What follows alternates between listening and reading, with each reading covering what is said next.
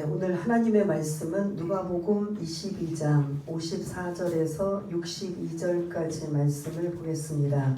제 성경으로는 신약성경 136쪽에 있는 누가복음 22장 54절에서 62절까지 말씀을 다 찾으신 줄 알고 54절부터 우리 함께 읽겠습니다. 시작. 예수를 잡아 끌고 대제사장의 집으로 들어갈새 베드로가 멀찍이 따라가니라. 사람들이 뜰 가운데 불을 피우고 함께 앉았는지라.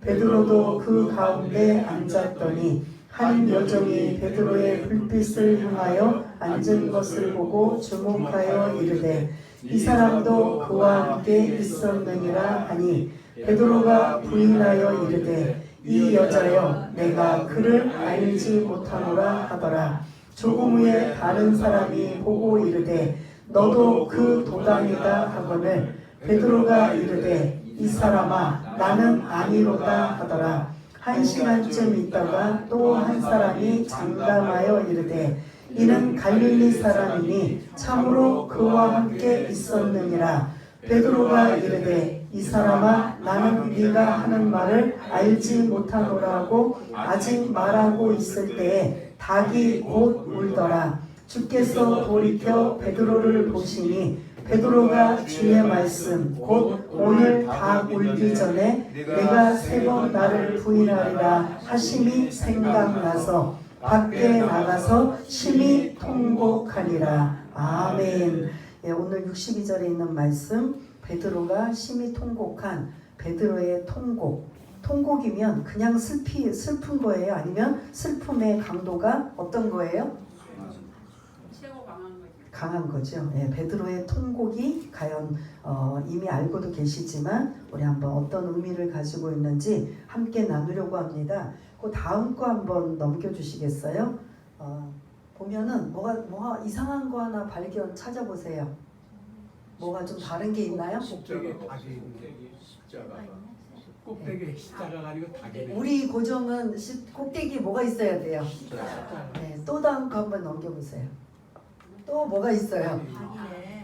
또 넘겨보세요. 이게 이제 그 베드로가 오늘 본문에 3번 부인한 그 장소예요. 그 장소에 교회를 세워서 교회 이름이 베드로 통곡교회예요. 제가 제목이 베드로의 통곡인데 이 교회 이름이 베드로의 통곡이에요. 왜 통곡하셨는지 알고 계신 분들은 아시죠?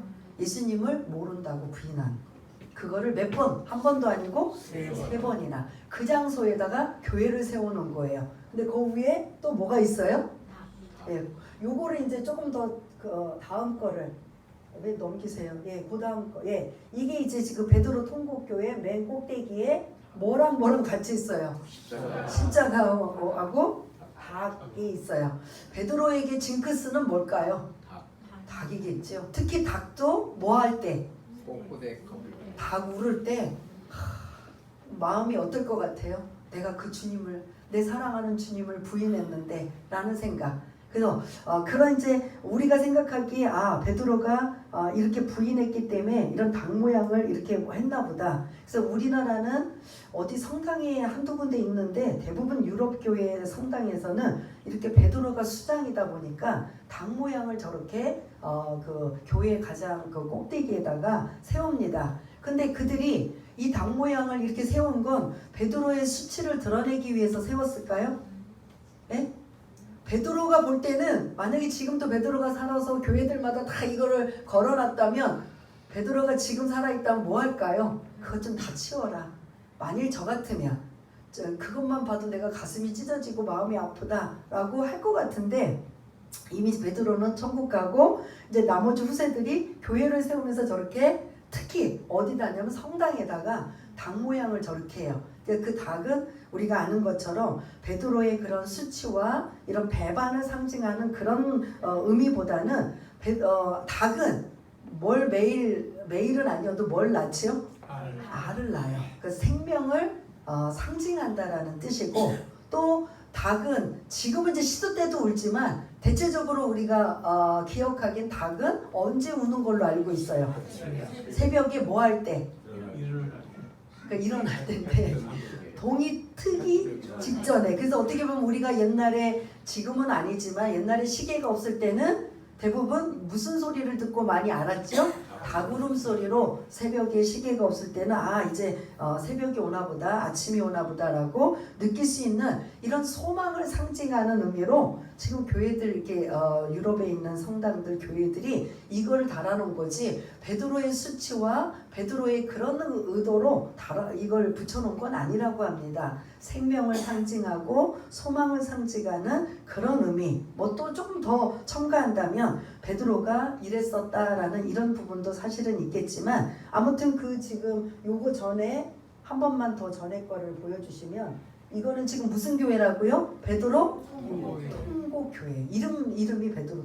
요 자리에서 오늘 본문이 일어난 일이에요. 오늘 본문 54절에서 62절까지 대제사장의 집이었던 자리예요. 여기가. 그래서 그 자리에다가 이제 나중에 교회를 세우게 되는, 다시 이제 54절부터 띄워주시기를 바라겠습니다. 오늘 본문은 베드로가 지금도 살아있고, 베드로가 이 본문을 본다면 감추고 싶을까요? 드러내고 싶은 내용일까요? 여러분들도 신앙생활하는 그 여러 가지 그 자신을 돌아보고 위인전을 쓴다, 신앙의 위인전이나 이런 것들을 할 때 여러분들은 완벽하고 흠이 없으셔서 베드로처럼 이런 부분이 없으시겠지만, 베드로에게는 이 부분은 감추고 싶고 어떻게 보면 부끄러운 부분이고 어떻게 보면 그런 고통스러운 내용이라고 볼 수가 있어요. 왜 고통스러운가? 요 지금 본문을 얘기하기 전에 베드로가 이 본문을 이야기하기 전에 예수님과 함께 있었던 이런 이야기를 잠깐 좀 언급하려고 합니다. 베드로는 예수님과 어디서 만났죠? 어디 바다? 갈릴리. 원래는 호수인데 그들은 이제 바다라고 하고 있는데요. 갈릴리 호수에서 고기를 잡고 있을 때 주님이 찾아오셔서 뭐라고 하죠? 나를 따라와라, 사람을 낳는 어부가 되게 하리라고 부르셨어요. 그래서 그들은 이제 배와 그물을 버려두고 주님을 따라다니는 첫 번째 만남이 시작합니다. 그리고 이제 주님의 가르침을 받고 기적이나 이적 행하심을, 이 제자들 12명을 이제 주님이 부르신 다음에 함께 하시는 3년 동안 동고동락을 같이 하고 있어요. 그러니까 이들이 주님과 함께하면 함께할수록 주님이 더 의지가 되고 버팀목이 되고 힘이 될까요? 안 될까요? 주님은 엄청난 분이에요. 뭐 죽은 자를 살리시고 오병이어의 기적이 나타나시고 무리를 걸으시고 뭐 상상할 수 없는 이러한 일들을 옆에서 지켜보는 제자들의 입장에서 볼 때 주님은 어떤 분이세요? 정말 대단하고 위대하고 강하신 분. 이분만 있으면 이제 우리는 뭐 불행 끝, 행복 시작이 된다고 할 정도로 그렇게 생각하는, 그래서 그 12명의 제자들 중에 더욱 수제자는 누구예요? 베드로예요. 늘 주님이 베드로, 요한, 야고보하고 특별히 12명 중에서 3명을 뽑을 때도 누구를 먼저 언급하셨어요? 베드로예요. 근데 그 베드로가 실수도 많이 하고 나서기도 많이 하고 뭐 자충우도를 겪지만 그래도 주님은 누구를 인정하셨다? 베드로를 인정하셔요. 그리고 또 베드로가 아주 놀라운 일이 있어요. 마태복음 16장 16절에 보면은 너희는 나를 누구라고 하느냐 라고 예수님의 정체성을 물어볼 때 베드로가 엄청난 고백을 하잖아요. 아시나요? 주는 그리스도시요 살아계신 하나님의 아들이십니다. 엄청난 신앙 고백을 하는 자였어요. 그래서 제자들도 깜짝깜짝 놀래요. 와, 우리들하고 좀 뭔가 다르네. 우리들하고 더 좀 뭐가 다르게 좀 적극적이네 할 정도예요. 근데 우리가 이제 지난 시간에도 더 놀라운 게 뭐냐면 주님이 이제 고난을 당하시고 죽으실 것을 예고하시면서 할 때도 나는 주와 함께 오게도 죽어도 같이 죽을지언정 주님을 절대 버리지 않겠습니다. 요 말이 마지막이었어요. 어떻게 보면 베드로가 주님 앞에 호언장담하고 뭐 아주 그냥 조금도 흔들림 없이 주님, 제가 그 주님을 주와 함께 오게도 죽는데도 가기를 각오하였나이다. 이 소리는 다른 제자들은 안 했어요. 누가 했죠? 그러니까 항상 이 베드로가 먼저 이렇게 선수를 치면 나머지 제자들도 같이 주님 앞에 인정을 받아야 되니까 그 주변에 있는 11명의 제자들 뭐 가룟 유다는 빼고 나머지는 어떨 것 같아요? 가만히 있을까요? 아니면 우리도요. 그러나 적극적인 건 누구죠? 베드로였어요. 주와 함께 옥에도 갈 것이고 죽는데도 가기를 각오하였나이다. 이게 불과 몇 시간 안 되는 상황이에요. 마지막 이 베드로가 이렇게 주님 앞에. 그런데 주님은 베드로야, 네가 오늘 이제 불과 몇 시간 뒤에 다굴기 전에 너는 나를 모른다 부인할 것이다. 그럴 때 요 주거니 받거니 할 때 베드로는 요 이야기를 들었을 때 어떻게 할까요? 그 다음부터는 베드로가 대답이 없어요. 여러분 같았으면 그 상황에 베드로가 어떻게 할까요? 너는 나와 함께 오게도 죽는데도 같이 간다고 했는데 너 지금 조금만 있으면 다굴기 전에 네가 나를 3번 부인할 거야. 그렇다면 여러분들이 베드로라면 지금까지의 그런 성정과 그런 성격의 베드로라면 여러분 같으면 어떨 것 같아요? 예? 무슨 소리 하세요? 그런 일이 있을 수 없습니다. 무슨 소리 하세요? 절대 그런 일 없어요. 제가 옥에도 같이 들어가고 죽어도 같이 들어가요. 죽는다고 하지 않았어요? 아마 이렇게 반박을 했을 거예요. 근데 이제 그런 내용은 없습니다. 그러니까 베드로가 생각을 했는지 어쨌는지 더 이상은 대답은 없었지만 그 이후로 겟세마네 동산에서 땀방울이 핏방울이 되도록 기도할 때 이 제자들은 뭐 하고 있었어요? 자고 있었죠. 그래서 유혹에 빠지지 않도록 기도하라, 시험에 들지 않도록 기도하라 라고 주님이 당부하시고 거기서 뭐라고 하냐면 시몬아 뭐 한다 그랬죠? 네? 사탄이 밀가부로 너를 흔들 테니까 제발 좀 유혹에 빠지지 않고 시험에 들지 않도록 기도하라 라고 그런 주님이 마지막 당부의 말씀을 하시고 이제 때가 되셔서 주님이 끌려가십니다. 끌려가셔서 주님이 잘못해서 끌려간 거예요? 먼저 끌려가고 그 다음에 이제 이제 제목을 만들어 놓는 거예요. 그러니까 이렇게 끌려가시고 대제사장, 오늘 54절에 보면은 예수를 잡아 끌고 54절 띄워주시면 대제사장의 집으로, 아까 보여드렸던 베드로 통곡교회 그 장소가 바로 그 대제사장의 집으로 들어갈새 다른 제자들은 다 36개 주랭랑했어요. 그 몇 명일까요? 한 명은 팔고 10명은 뭐 했어요? 36개 주량랑하는데 그 중에 한 명 베드로는 54절 우리 읽었지만 한번 읽어보겠습니다. 시작. 예수를 잡아 끌고 대제사장의 집으로 들어갈새 베드로가 멀찍이 따라가니라. 아멘. 그러니까 둘 중에 하나, 두 가지. 나머지 10명은 36개 주랭랑하고 한 명은 예수님을 팔고 그 다음에 이 베드로는 도망가지 않고 따라는 가지만 어떻게 따라갔다고 했어요? 멀찍이. 어느 정도일 것 같아요? 맨 뒤에도 도착. 예? 맨 뒤에도 도착. 자기가 뭐하지 않을 만큼 들키거나 회를 당하거나 불이익을 당하지 않을 만큼 먼 거리, 적당한 거리를 두고 지금 따라간 거예요. 따라가서 불을 쬐고 상황을 지켜보고 있는데 여종 하나가 저 베드로를 향해 저 사람도 그 예수와 함께 있었다. 그랬더니 뭐라고 해요? 57절에 뭐라고 해요? 내가 그를 알지 못하노라. 그가 누구예요? 나는 그 예수를 몰라. 나는 그 예수 몰라.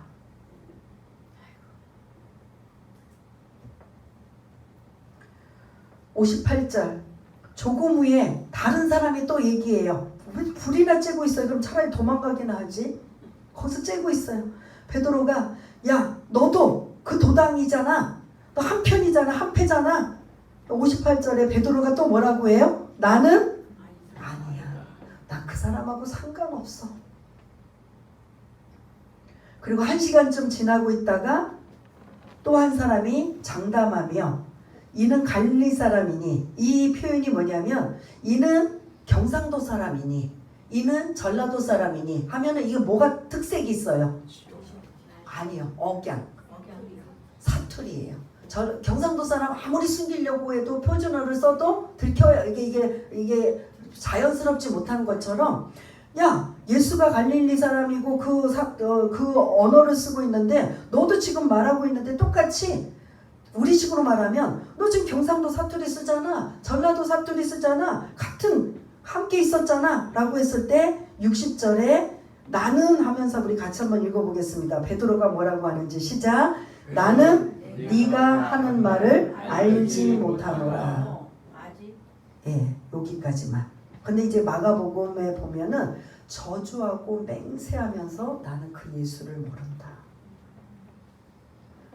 요 몇 시간 전에 나는 주와 함께 오게도 죽어도 같이 함께 하겠나이다 했던 그 베드로가 불과 몇 시간 지나고 나서 오늘 본문에 예수님을 뭐라고 해요? 주님 죽어도 따라가겠지. 다른 사람은 몰라도 나는 주님 함께 하겠습니다. 주님이 어떤 길을 가셔도 나는 주님 함께 하겠습니다 했던 베드로가 지금 3번 뭐하고 있어요? 나는 누구를 모른다? 나는 누구를 모른다? 3년 동안 동고동락하고 함께한 누구를 모른다? 그분이 나를 사랑하시고 우리에게 많은 은혜를 끼쳐주신 그 누구를 모른다? 예수님을 모른다. 왜요? 왜 그랬을까요? 그렇죠. 첫 번째는 우선 나부터 살아야죠. 지금 예수님이 이렇게까지 처참하게 비참하게 끌려가실 걸 몰랐어요. 제자들도 늘 예수님이 대단하고 엄청난 분이고 그들이 기다렸던 메시아라고 생각했지만 주님이 생각하는 메시아와 제자들과 세상 사람들이 생각한 메시아랑 같았어요? 틀렸어요? 주님이 생각한 메시아는 십자가에서 죽으셔야 되겠고 죄인의 제 문제를 해결하기 위해서 이 처참하고 이 정말 그 고통스러운 십자가의 길을 가셔야 되는 그 메시아의 길이지만 제자들이 바라는 메시아는 어떤 메시아였어요? 정치적인 메시아. 세상 사람들이 유대인들이 모두가 기다리는 메시아를 똑같이 생각했던 거예요. 이분이라면 이 대단한 분이 우리 스승이고 이분이라면 메시아시고 이 메시아가 정말 이제 우리 이스라엘의 왕으로 오시면 우리는 한자리 할 것이고 우리는 이제 대단하게 이런 부귀영화를 누릴 것이다라는 이 착각 속에 있었던 사람 중에 하나도 누구였다? 베드로였다는 거지요. 그런데 주님이 계속 고난, 십자가, 죽으심 이런 것들이 이제 시간이 지나면서 막바지에 이를 때까지도 말씀하실 때 그는 그렇게도 말해요. 주님 감옥에 들어가도 저도 같이 가겠습니다. 주님 죽는다면 같이 가겠습니다. 이건 그럼 뭘 알고서 이 소리 했을까요? 주님이 직접 이렇게 수치와 고난을 당하시면서 이렇게 그들이 생각한 메시아가 아닌 정말 주님이 원하시는 방법의 메시아라고 생각하고 이 말을 했을까요? 아니고요. 그냥 나는 주님과 함께 하겠다는 소리예요. 주님이 어떤 상황이 와도 함께 하겠다라는 이런 야트막한 생각이지 주님이 정말 주님이 원하시고 주님이 하실 그 메시아의 깊은 뜻을 다 이해하고 다 깨닫고 한 소리는 아닐 것이란 말이에요. 그러다 보니까 주님이 이제 끌려가시고 붙잡아 가시고 수치와 이제 매를 맞으시고 침배침을 당하시고 신문을 당하시는 이 상황에 베드로는 54절에 어떤 상황에 거리를 두고 있는 거죠? 함께 하겠다라는 건 가치예요. 이전에 이 상황이 오기 전에 베드로는 주님과 거리가 어느 정도였을까요? 예? 아니요. 이게 주님이 끌려가시기 전까지 이런 자기가 이제는 두렵고 불이익을 당할 것 같고 해를 당할 것 같은 이 상황 전까지는 주님과의 거리가 어느 정도였을까요? 예? 가까웠죠. 아주 가까이. 늘 인정받고 늘 가까이 늘 함께 늘 제일 그런 가까운 자리에 있다가 주님이 이렇게 어려움을 당하고 이런 고통스러운 상황을 위험한 상황을 당하니까 이제 베드로가 슬슬 거리가 어느 정도 됐어요? 멀찍이. 아까 말씀하셨죠? 뭐하지 않을 정도의 거리?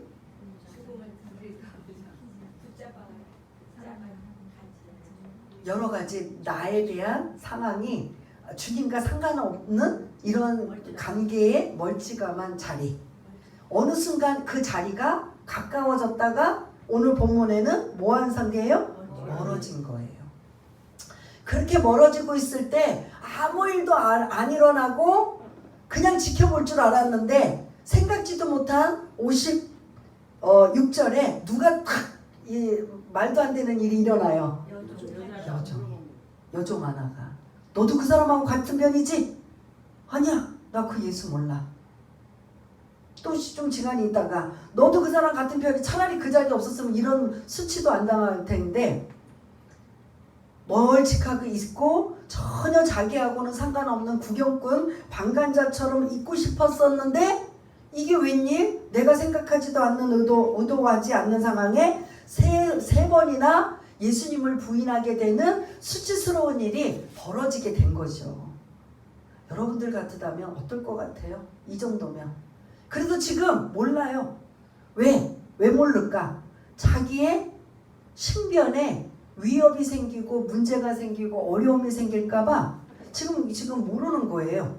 그럼 3번 부임하면서 좀 더 강도가 더 강하게 부인해요. 그냥 주절주절거리고 모른 척하고 뭐 이렇게 하는 게 아니라 예수님을 모른다라는 이 강도가 더 정확하게 자세하게, 그래서 마가복음에서는 저주하며 맹세할 정도까지 나 맹세해, 그 예수를 진짜 몰라. 그 예수를 몰라.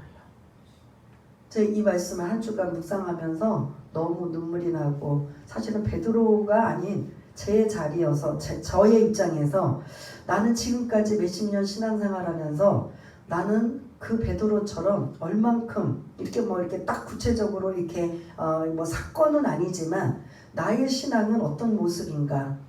하나님은 이렇게 베드로를 사랑하시고 베드로에게 모든 것들을 기대하시고 앞으로 이제 주님이 십자가에서 죽으시고 부활하시고 승천하면 베드로를 중심으로 해서 엄청난 일을 행하실 이런 모든 계획과 예비해 놓고 계시는데, 이런 베드로의 이런 제자들에게 다 이런 기대감을 갖고 있는데, 베드로는 지금 자기 불이익을 당할까봐, 어려움을 당할까봐, 해를 당할까봐 멀찌감치 있다가 생각지도 못하는 일로 이 일을 지금 당하고 있는 이 상황에 나의 모습은, 나의 신앙의 모습은 어떤 모습인가? 내가 그렇게 주님을 사랑한다고 나름대로 고백하며 그렇게 눈물을 흘렸던 그 시간들이 그 순간은 진심이었을지 몰라도 시간이 지나고 나면 여전히 내 욕심대로, 내 정욕대로 주님을 찾고 의지하지는 않았는가, 이런 생각들이 떠오르면서 많이 울게 되고 많이 아프게 됐는데, 우리가 다시 한번 베드로는 정말 이렇게 말도 안 되는 일을 했구나라가 아니라 우리는 베드로의 모습은 아닌가 한번 이 본문을 통해서 생각해 보았으면 좋겠습니다. 그래서 내가 아쉽고 내가 정말 주님 은혜를 받을 때는 주님 곁에 가까이 가고 싶고 함께 하고 싶고, 그래서 뭔지 모르지만 은혜가 임하는데 어느 순간 내가 이런저런 상황 때문에 베드로처럼 멀찍이 거리가 떨어져서 적당한 선에서 신앙생활하고 적당한 선에서 내가 예수님을 섬기는, 예배드리는 이런 모습은 우리의 모습은 아니었는가. 한번 이 베드로의 이 3번의 부인을 통해서 한번 우리 자신들을 점검해 볼 수 있는 시간이 되었으면 좋겠습니다. 그렇게 3번이나 부인하고 있는 이 상황에 이 61절 우리 한번 61절에 한번 읽어보겠습니다. 시작. 주께서 돌이켜 베드로를 보시니 베드로가 주의 말씀 곧 오늘 닭 울기 전에 네가 3번 나를 부인하리라 하심이 생각나서. 아멘. 지금 자기가 3번 부인하고 그 순간 꼭 무슨 드라마를 보듯 주님이 몸을 돌이켜서 누구를 보고 계셔요? 때마침. 언제? 뭐 할 때? 예? 뭐 할 때? 아니, 베드로가 3번을 막 예수님을 모른다고. 근데 주님이 어떻게 그 캄캄하고 그 상황에서 베드로랑 눈이 마주쳤을까요? 그 안에서 신문을 당하고 끌려가고 할 때 지금 마태복음 26장에 보면 예수님이 이제 다른 곳으로 옮기시기 위해서 나오시다가 뜰에 있는 베드로랑 뭐 했다? 눈이 맞은 거예요. 하필은 왜? 차라리 3번 부인하기 전에 눈이나 좀 마주치지. 지금 뭐 한 순간에 3번 부인하고 내가 그 예수를 모른다고 했을 때 주님이 자기를 바라보시고 눈을 마주쳤을 때 그 눈빛 여러분들 같으면 어떨 것 같아요? 그 주님의 눈빛이 어땠을 것 같아요? 지금 베드로의 이 3번 부인한 걸 지금 들으셨다 못 들으셨다? 들으셨어요. 그리고 눈이 마주친 거예요. 그러면 여러분들 같으면 예수님이 베드로를 향한 눈빛은 어떤 눈빛이었을 것 같아요? 째려봤겠죠. 예? 째려봤다. 곱지 않은 것 같아요. 곱지 않았다. 또 그럴 줄 알았다. 또 불쌍히 여겼다. 또 어떨 것 같아요? 예? 오집사님 딴 데는 대답하시더니 오늘은 왜 안 하세요? 어떠실 것 같아요? 어? 그거 지금 말씀하신 여러분들은 모두가 우리 생각이고 저도 그럴 것 같아요. 봐, 내가 미리 말했지. 그거만 기도하라니까 기도도 안 하고 봐, 너는 틀렸어. 뭐 하고 했을 거예요. 봐, 내가 이렇게 지금 완전히 처참하니까 그러나 나는 지금은 이렇지만 앞으로 이럴 거야라고 앞으로 이제 일어날 일들을 부활하시고 승천하는 이 모든 일들을 다 보고 알고 계신 주님의 입장에서 라면 어떻게 하냐면 긍휼의 눈, 사랑의 눈인 거지요. 그럼에도 불구하고 그럼에도 베드로가 3번이나 부인하고 배신했음에도 불구하고 그렇지 네 힘으로는 안 되지. 그게 사랑의 눈인 거예요.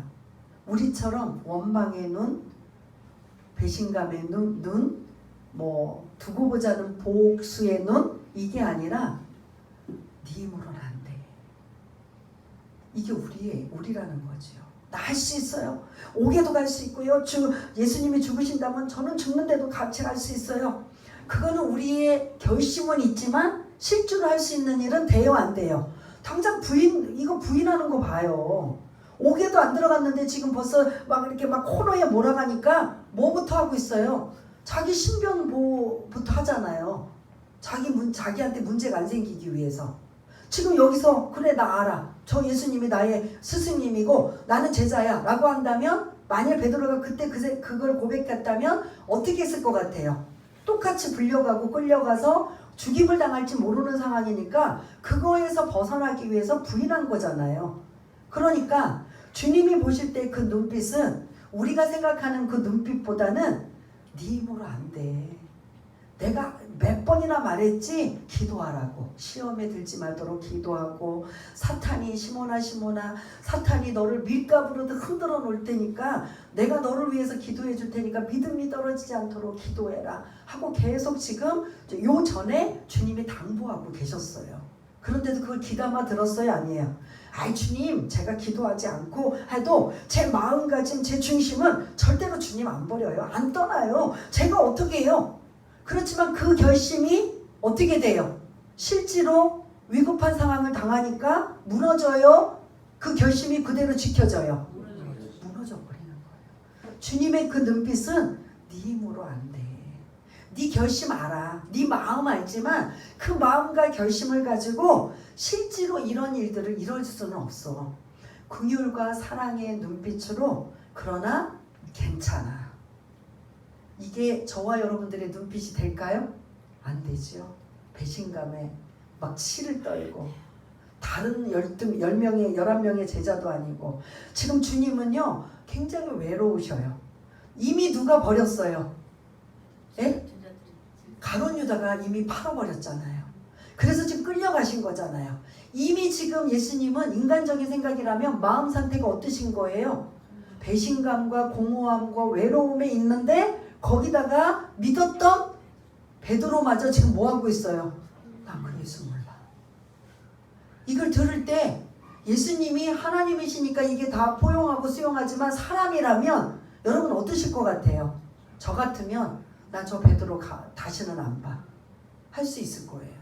그런데 주님의 눈빛은 여기에 표현은 안 됐지만 우리의 그런 죄성의 눈빛은 아니라 그 베드로의 연약함을 바라보는 사랑과 긍휼의 시선으로 보고 계신다는 거죠. 그래, 네 힘으로 안 되지. 네 결심과 네 마음가짐, 죽어도 나와 함께 하겠다고 했지만 실제로 그 상황이 오니까 안 되지. 안 되는 거야. 너 자신을 믿으면 안 되는 거야. 지금 그래서 베드로가 지금까지의 장담하고 주님이 좋은 상황에 있을 때 믿음도 좋아 보이고 다 잘할 것 같지만 이 주님이 지금 이러한 어려운 상황에 있을 때 자기 신앙은 바닥이다 아니면 믿음이 좋은 상황이다. 바닥을 본 거죠. 이게 우리 모습인 거예요. 이 베드로를 나는 아니라고 할 게 아니라 나의 모습이 베드로고 베드로가 이렇게 한 모든 것들이 나의 모습이라는 걸 여러분들이 기억하시기를 바라겠습니다. 주님의 이 시선을 머릿속에 한번 상상을 한번 떠올려 보세요. 여러분이 죄송하지만 베드로라고 하고 3번 부인하고 자기 살기 위해서 한마디로. 근데 주님이랑 딱 말 끝나기 전에도 끝나고 나자 주님과 눈을 딱 마주쳤단 말이에요. 여러분들이 그 주님과의 눈을 마주쳤다, 베드로라고 생각하시고 마주쳤다고 했을 때 그 느낌 어떤 마음일까요? 저는 쥐구멍이라도 들어가고 싶다. 부끄러워서. 그러니까 그 다음 62절에 베드로가 뭐한 상황이에요? 통곡하며 울었다는 거죠. 왜 통곡하며 울은 거예요? 에? 자기 잘못을 다 아시죠? 정답 특별히 말씀 안 해도 아시죠? 너무 부끄러운 거죠. 부딪히지만 주님과의 시선만이라도 안 마주쳤다면 그래도 내가 진짜 주님이 말씀하신 대로 이렇게 정말 그대로 됐네. 난 바보야. 나는 왜 이랬자고 자기 스스로 하지만 더 무너지고 통곡하게 된 게 결정적인 계기가 어떤 상황이었어요? 예수 눈이 마주친 순간. 내가 뭔가 엄청 이제 목사였잖아요. 그러면 여러분들한테 부족하지만 그래도 조금 더 경건해야 되고 더 믿음이 좋아야 되고 더 이런 상황인데 제가 엄청난 실수를 하는 걸 여러분들이 딱 봐서 제가 눈을 마주쳤어요. 그러면 여러분들은 저를 볼 때 어떨 것 같아요? 딱 어떤 단어가 떠올라요? 예? 너그럽게 이해하실까요? 아니면 실망이란 단어가 들어갈까요? 실망이죠. 저 목사가 저랬어? 다 그래요, 안 그래요? 실망하지요. 그 다음에 은혜 떨어지지요. 실족하지요. 그리고 이제 나는 몰라. 내 신앙까지 다 까먹지요. 이런 상황 올까 안 올까요? 근데 이걸 바꿔 입장돼서 우리가 잘못한 걸 주님이 보셨다. 그러면 여러분들한테는 그런 걸 한번 여러분들이 한 주간 묵상해 보시길 바라겠습니다. 그러면서 자기 신앙을 다시 한번 다독거리고 점검해 보면서 어떤 상황에도 흔들리거나 요동하지 않고 왜 이렇게 멀찌감치 떨어져 있고 베드로가 3번 부인할 수 있었던 건 아까도 제가 말씀드린 것처럼 하나님이 생각한 메시아 기대와 베드로가 생각한 메시아가 같았다 틀렸다. 믿음의 차이가 있었던 거예요. 베드로는 믿음 좋고 늘 앞장서고 항상 인정해주고 항상 베드로가 먼저라는 것들을 했지만 결국은 이렇게 어려움을 당하고 문제가 터지니까 이 베드로의 실력이 드러났다 안 드러났다? 완전히 다 드러나 버린 거예요. 내 힘으로는 안 된다. 내 힘으로 안 되면 그 다음 누구 힘을 의지해야 돼요? 주님 힘을 의지하려면 내가 결심하고 마음 갖고 돼요? 뭘로 이제 가야 돼요? 기도하며 가야지요. 시험에 빠지지 않고 시험에 들지 않고 유혹에 빠지지 않도록 기도하면서 이제 엎드려야지요. 하나님, 베드로가 이렇게 3번을 부인할 정도의 어떤 사람입니까? 대단한 사람인데도 이 정도면 나는 어떨 것 같습니까? 하나님, 제 손을 꼭 잡아 주옵소서. 여기에 상관은 없지만 주님이 저를 찾아와 주셔서 내가 너에게 무엇 해주기를 원하느냐. 그 전에 좀 자주 써먹다가 좀 안 써먹었는데 그때 제가 머릿속에 별의별 세상의 욕심을 다 가졌다고 했잖아요. 남편이 이제 공무원이니까 출세하는 거, 아이들이 중고등학생이니까 공부 좀 잘했으면 하는 거, 뭐 이런 세상적인 저도 욕심이 막 머릿속에 막 떠올라서 어떤 걸 말할까라고 했는데 제 입에서는 주님 제 손을 꼭 잡아주셔서 천국 갈 때까지 제 믿음 잃지 않도록 좀 도와주세요. 그냥 나중에 보니까 주님이여 이 손을 꼭 잡고 가소서라는 이 찬양이 이제 그 똑같은 내용인데 거기서 뭘 내가 너에게 원하느냐라고 했을 때 뭐 하나 제가 그냥 확실하게 했다면 들어주실 수도 있을 상황이에요. 그때 주님이 요구하셨으니까 먼저 말씀하셨으니까. 근데도 제 믿음이 얼마나 형편없는지 주님 제 손을 좀 꼭 잡고 예수 버리지 않도록, 예수 떠나지 않도록 제 손을. 그러니까 제가 지금까지 왔을 때 보면은 충분히 흔들리고 이렇게 베드로 같은 이런 상황이 오기도 전에 저는 뭐 여러 가지 위급한 상황도 있고 막 그냥 배반할 상황이 와도 그래도 지금까지 하나님의 은혜로 나를 붙들어 주셔서 지금까지 왔다라고 생각하는 거지, 제 믿음이 좋고 제가 그냥 뭔가 특출내서 여기까지 온 게 아니라는 걸 저는 그래서 은혜라는 찬양을 굉장히 좋아합니다. 베드로가 이 마지막 통곡을 할 때 하나님의 은혜를 본 거지요. 야, 내가 지금까지 그렇게 주님 옆에 있어서 모든 걸 다 할 줄 알고 모든 걸 다 겪고 모든 것들을 다 내가 감당할 줄 알았는데 이 계집종 하나의 질문 하나에 내가 완전히 무너져 버려서 예수님을 3번이나 부인하게 되는 나의 그 믿음 없는 형편없는 이러한 모습이 완전히 바닥나는 그런 상황, 거기다가 더 부끄럽게 주님이 나를 눈을 마주쳤다라는 이 상황에 지금 베드로가 통곡을 하잖아요. 그러면 통곡하고 나면 베드로가 이제 좋아져야 돼요? 안 좋아져야 돼요? 그러면 그때 회개한 거잖아요. 그리고 그는 어디로 갔을까요? 그 다음에 예수님의 마지막 십자가에 그 운명하시는 모습이 아직도 시간이 좀 남았거든요. 근데 이제 통곡하면서 어디 갔을까요? 아니에요. 그때는 요한이 등장해요. 예수님이 죽으시는 마지막 장면은 요한, 사랑받는 제자 요한이 등장하고 이 베드로는 여기서 어떻게 돼요? 자기 고향으로 떠나는 거예요. 나는 틀렸어. 나는 이제 다 끝났어. 내가 3번 부인한 것도 부끄러운데 거기에 딱 걸렸어. 누구한테? 나는 끝났어.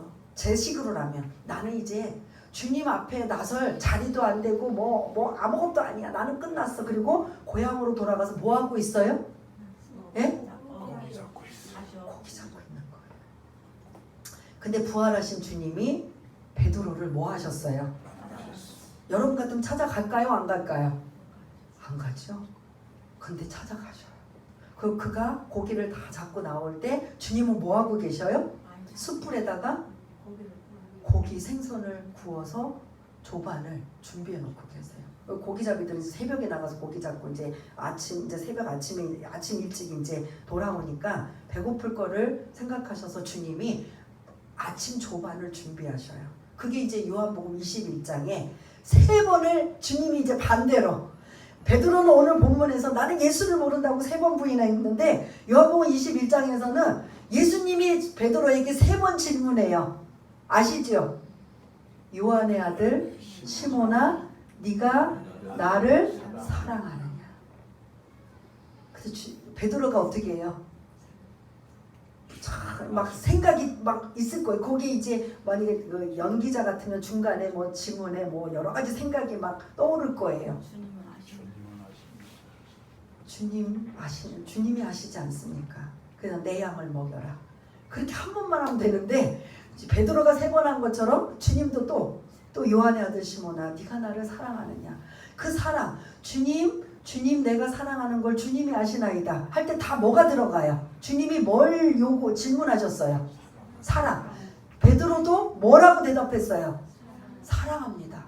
근데 그 사랑의 헬라어 용어가 달라요. 요한의 아들 시몬아, 네가 나를 사랑하느냐? 다른 사람도 할 때 그 사랑은 아가페 사랑이에요. 아시죠? 하나님이 우리를 사랑하는 신적인 사랑. 너 그런 사랑 할 수 있어? 이 질문이에요.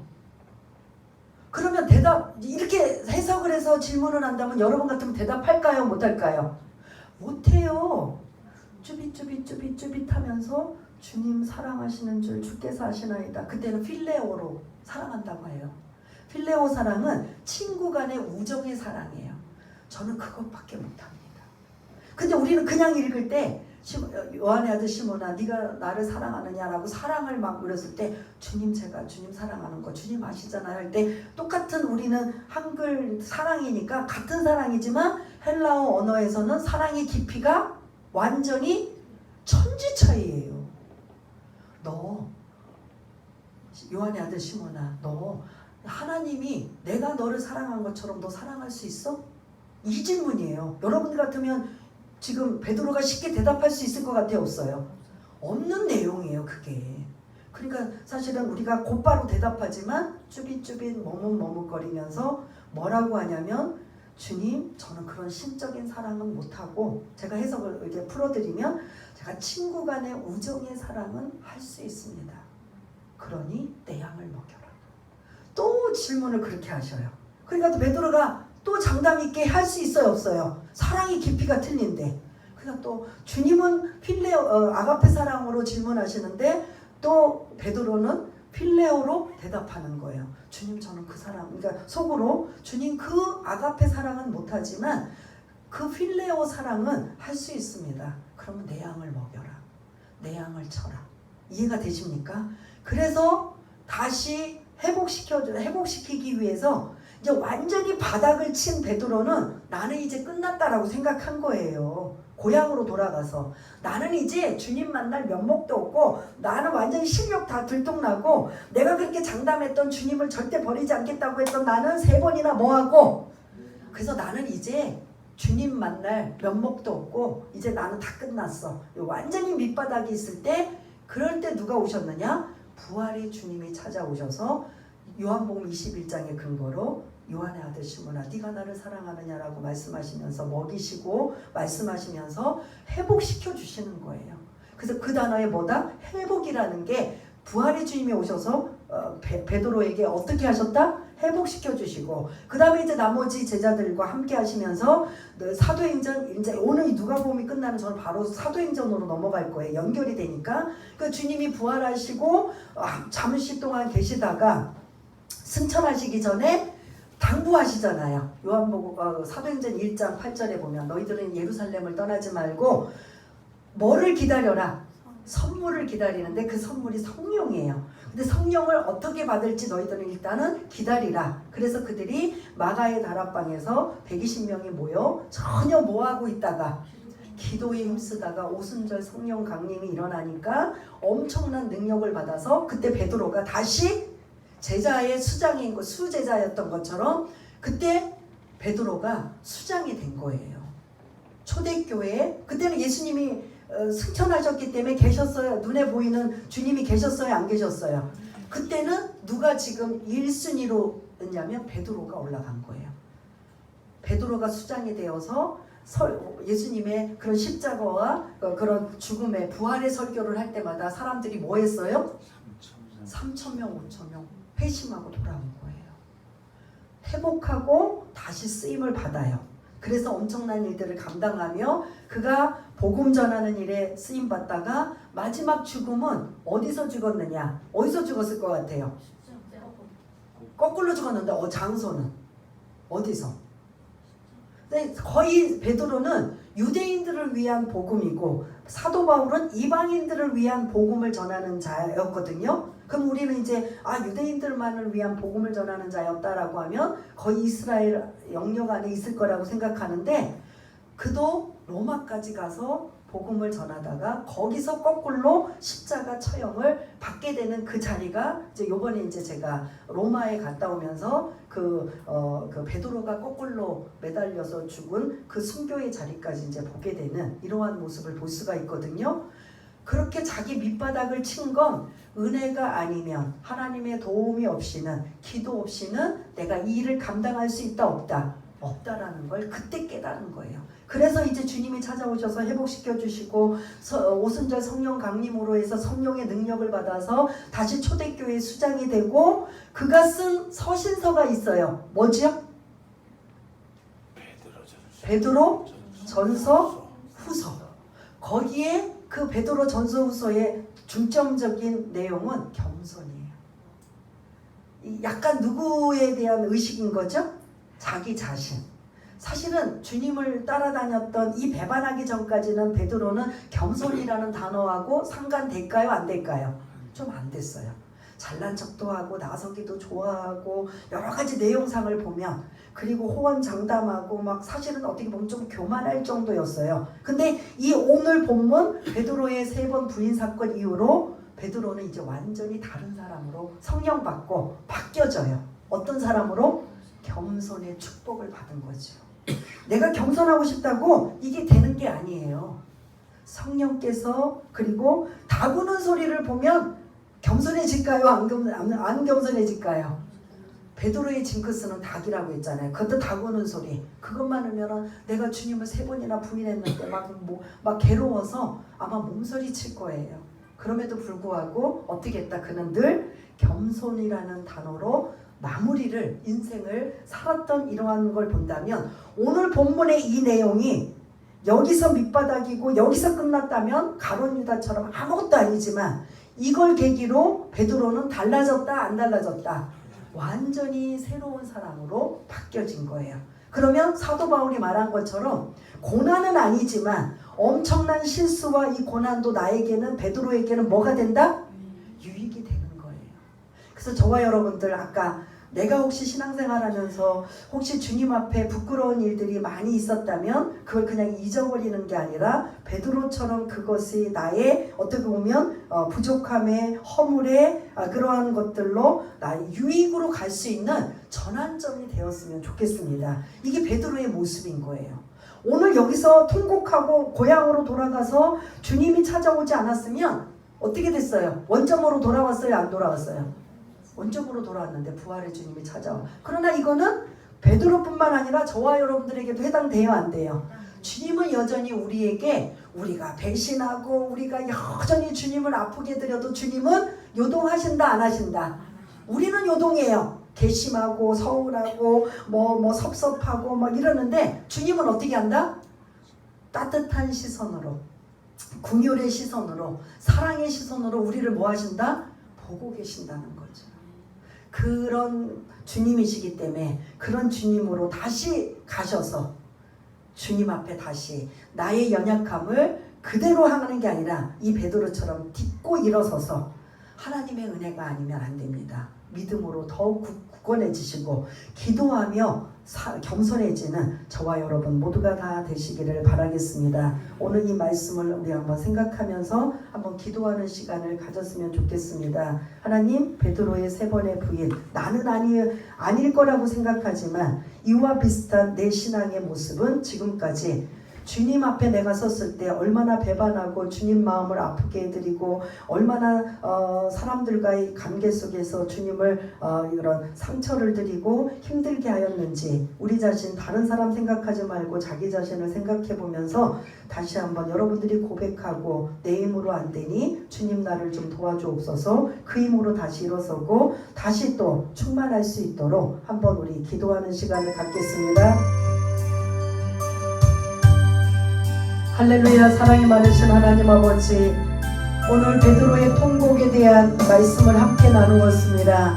그가 주님이 끌려가시기 전, 베드로가 부인하기 전까지는 그렇게 잘난 척하고 교만하고 호언장담하고 자기 믿음이 최고인 것 같고, 그래서 주님 앞에 인정받는 것 같은, 그리고 또 때로는 주님 앞에 엄청난 신앙 고백도 했던 그런 베드로가 오늘 이렇게 주님이 끌려가서 신문을 당하고 계실 때 계집종 하나의 말 한마디에 완전히 무너지고 믿음도 떨어지고 두려워서 벌벌 떨고 있고, 그렇게 주님을 배반하고 배신했던 그가 주님의 눈을 마주치자 그가 심한 후회감을 느끼고 주님이 하셨던 말씀이 기억나고 생각나서 통곡하며 떠나버렸던 이 말씀이 베드로뿐만 아니라 우리의 신앙을 한번 점검해 볼 수 있는 우리 모두가 될 수 있도록 주님 도와주시기 원합니다. 나는 지금 안전한가요? 나는 지금도 여전히 믿음이 굳건한가요?